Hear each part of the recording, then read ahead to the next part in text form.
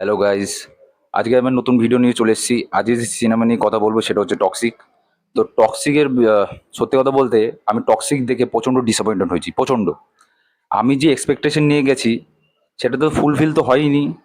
তার বদলে আমি প্রচণ্ড হতাশাগ্রস্ত হয়েছি সত্যি। আমি যে এক্সপেকটেশন ছিল এই সিনেমাটা নিয়ে, এক্সপেক্ট ছিল যে এটা বিশাল গ্র্যান্ডারের একটা ছবি হতে চলেছে। এটা হলিউড লেভেলকে টাচ করে যাবে আর ইন্ডিয়ান সিনেমাটাকে নতুনভাবে রিপ্রেজেন্ট করছে এরকম। তো আমি সত্যি কথা, মানে সিনেমা, এটা কি সিনেমা, এটা কি হয়েছে? 4 বছর ধরে এটা কি বানিয়েছে?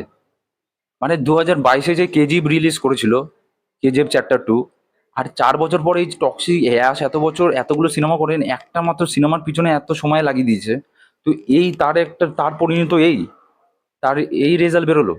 না, সত্যি আমি এত ডিসঅ্যাপয়েন্টেড হয়েছি। আর আহ, কি বলবো ভাই, আমি সিনেমা তো যদি বলে কাহিনীর যদি কথা বলি, তো কাহিনী তো বিশেষ কিছু আর নেই আর কি। কি বোঝাতে চাচ্ছি জানি না, কিন্তু যদি পারফরমেন্সের কথা বলি, ইয়াশের পারফরমেন্স দুর্দান্ত। ফাটি, মানে একদম সত্যি কথা বললে একদম 10 on 10। ইয়াশ এখানে ব্যাপকভাবে তার মানে সেই পুরো সিনেমাটা টেনেছে।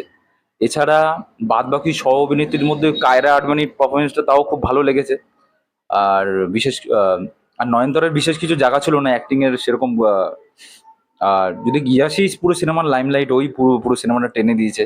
আর ওর অভিনয়টা সত্যি দারুণ করেছে, সেটা বোঝা যায়। কিন্তু সিনেমার কাহিনী মানে, আর আমার কোথাও না কোথাও মনে হয় যে ইয়াস এটা ঘোষ ডিরেক্টর এই সিনেমাটা মানে।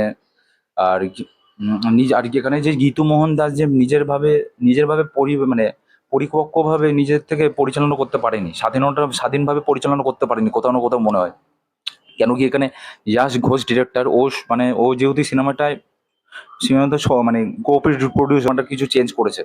আমার মনে হয় পার্সোনালি, এটা আমার অভিজ্ঞতা, যতটা আমি ফিল করি এরকম করেছে। আর তো তাই জন্য এই সিনেমাটা এত ডিলে হয়েছিল। আর সত্যি বলতে এই সিনেমাটা ধুরন্ধরের সাথে ক্ল্যাশ করতো। ধুরন্ধরের সাথে ধুরন্ধরের সাথে ক্ল্যাশ করতো মানে ভাবা যায় এটা কি কি হতে চলেছে।